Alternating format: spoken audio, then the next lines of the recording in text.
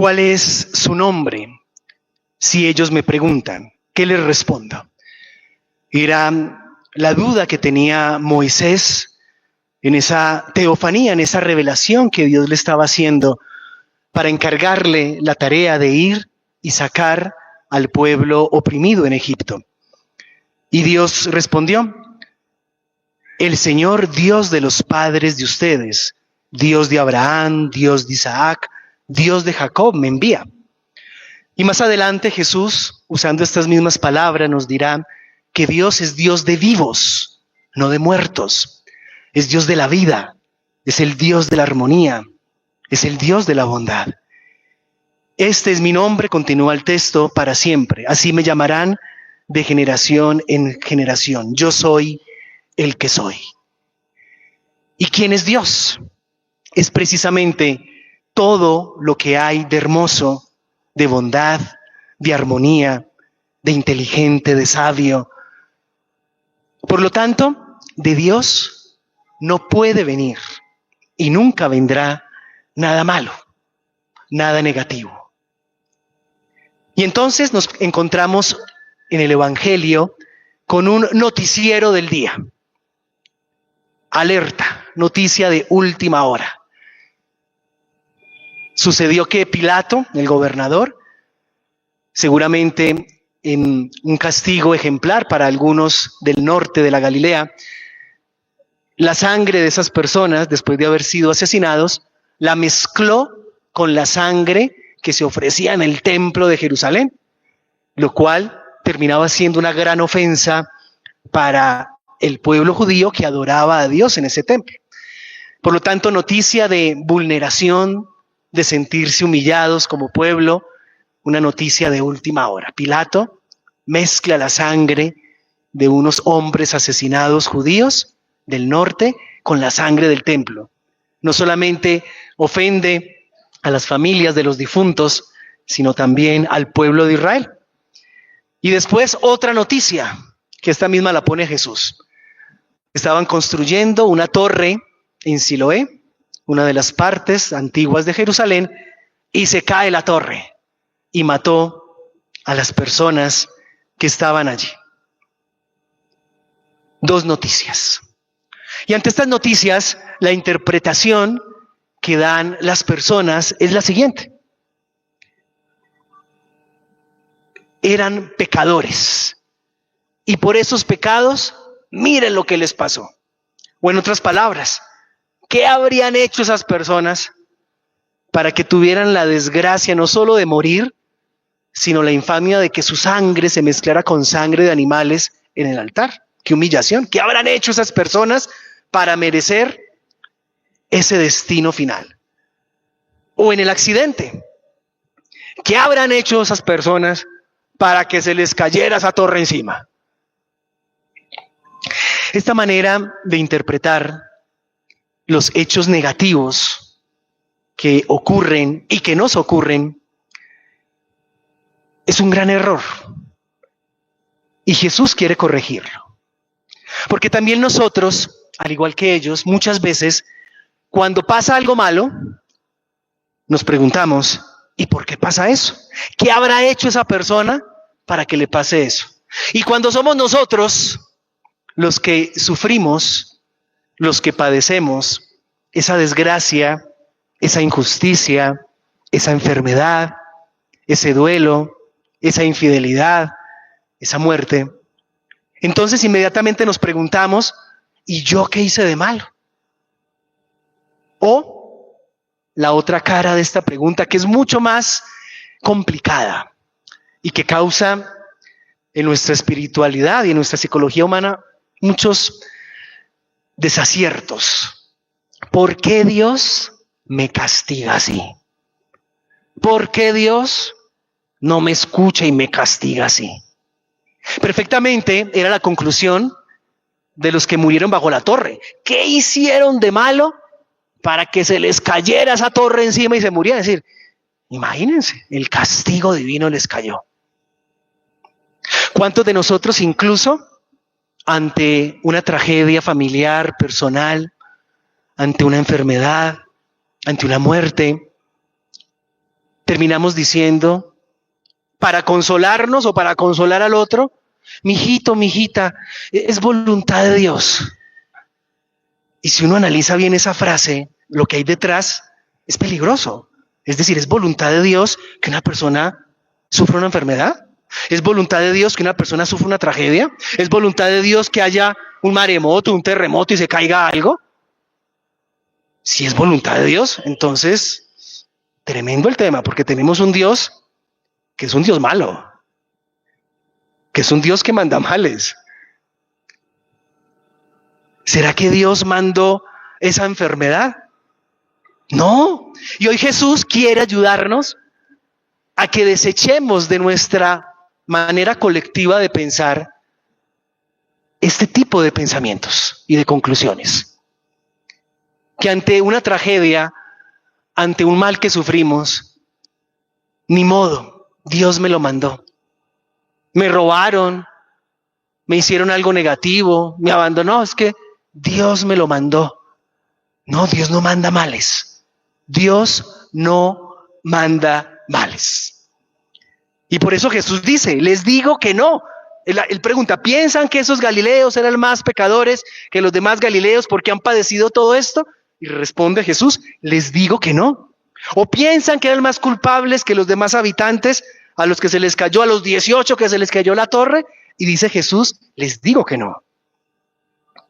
Dios no manda males. Por eso, cuando se le presenta a Moisés en esas primeras revelaciones en la historia de la humanidad, en el pueblo judío, Dios le dice, yo soy el Dios de tus padres. Es decir, el Dios de la vida, de la familia. Yo soy el Dios que es la bondad, que es la armonía. Y a ustedes que están ahora en una etapa de su vida de dolor, de dificultad, de esclavitud, vengo para que entiendan que yo no les mandé ninguna esclavitud, que yo no soy la fuente de ninguna tragedia. Más bien, vengo a acompañarles en esa tragedia y ayudarles. Entonces Jesús, respondiendo a las preguntas de su tiempo y a las que nosotros nos hacemos también en nuestro tiempo y en nuestra propia historia personal, nos dice atentos, Dios nunca te manda males. Y entonces, ¿de dónde vienen los males? Hay que buscar otra causa.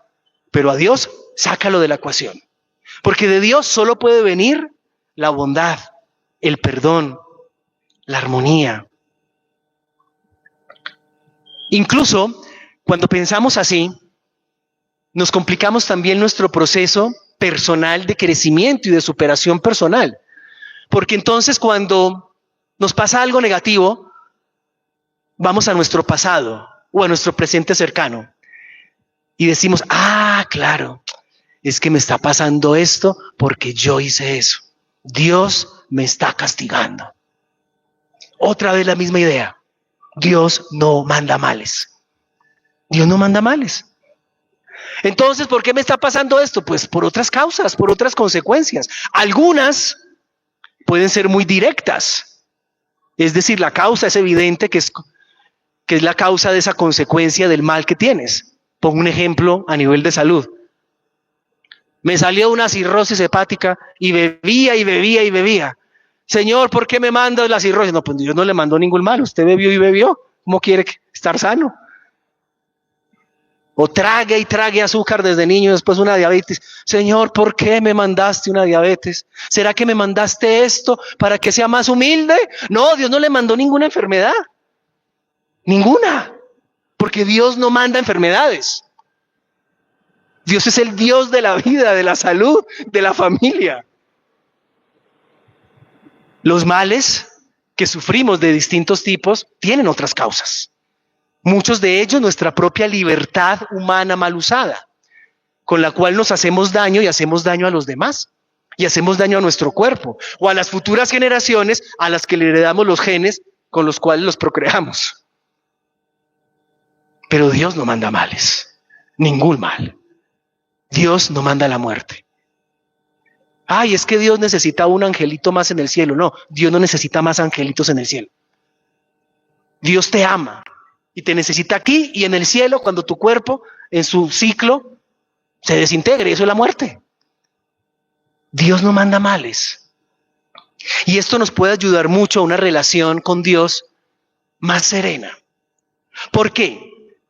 Porque así como Dios no manda males, ¿qué ocurre entonces cuando yo soy la causa de esos males? Cuando yo, con mis mentiras, con mi egoísmo, con mi orgullo, con mi infidelidad, con mi avaricia, causo el mal. Me lo causo a mí en primer lugar, por eso es pecado.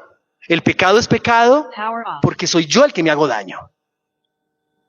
El pecado es pecado porque soy yo el que me hago daño. Entonces me hago daño en primer lugar a mí mismo y después con ese mal que me hago a mí mismo, también hago daño a los demás. Y entonces cuando yo soy la fuente del mal, por usar mal mi libertad, si yo veo en Dios un Dios castigador que también manda males, me lleno de miedo. Y ese miedo muchas veces no me ayuda a una auténtica conversión. Por dos motivos. Uno, o porque me refugio en el mal y digo, ¿para qué cambio? Si de todas formas ya me porté mal y me va a ir mal. O cambio, pero por miedo, porque Dios me va a castigar por eso malo que he hecho. Como Dios nos manda males, cuando nosotros hacemos el mal, hay algo muy particular. Y es que Dios no deja de amarte. Dios no deja de amarte a ti.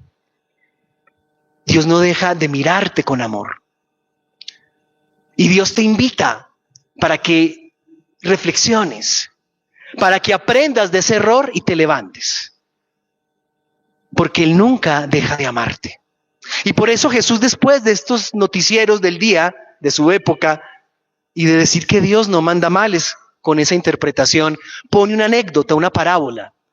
Y en esa anécdota habla de un viñador, de un campesino que está cuidando una planta y llega el dueño y le dice, córtala porque no produce frutos. Y el viñador dice, no, déjame. La podo, la cuido, la abono nuevamente, déjame. Y en el viñador está reflejado el amor de Dios. Dios no te manda castigos. Dios te manda oportunidades. Oportunidades para que aprendas del error. Y aprendiendo de tu error, te levantes y repares con amor. Ciertamente a nivel humano, sí hay castigos humanos, porque somos sociedad humana y tristemente toca poner límites para que el que usa mal su libertad responda ante las consecuencias de haber usado mal su libertad. Y tenemos cárceles y tenemos distintos castigos humanos. Pero de cara a Dios, incluso esa persona que cometió un error humano y que humanamente está siendo castigada, a esa persona Dios la ama. A esa persona que ahora, por ejemplo, está en una cárcel porque cometió un error, a veces errores terribles, a esa persona Dios también la ama. Y puede ser que a mí no me guste porque a mí fue a quien me hizo el mal esa persona, pero esa persona Dios también la ama. También esa persona es hijo e hija de Dios.